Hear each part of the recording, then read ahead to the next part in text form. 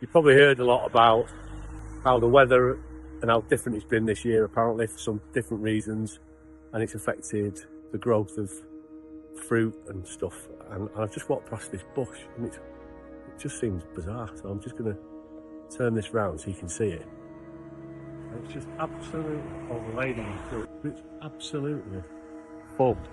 And it just, you know, when we're talking about multiplication, and we're talking about generosity, and what touched me this morning was the message about the 2 mites when the widow was with Jesus and she put the 2 copper coins in the pot, and how that spoke to Jesus.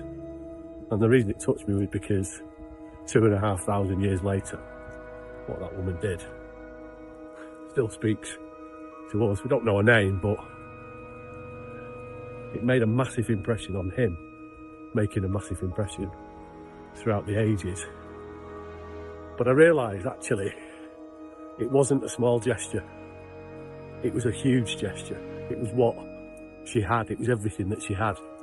And so we've got to be careful when we're talking about 10%, I think, because we can feel proud about the fact that we give 10% of our money or whatever it might be, but do we just give 10% of our time?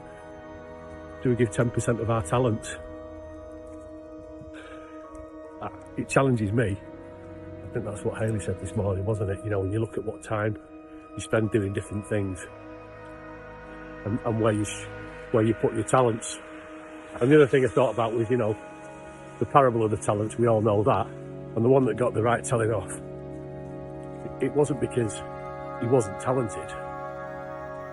He was full of talent. God had given him enough. He just didn't try it. I don't think we can lose when we do stuff for God. It's not the way he works.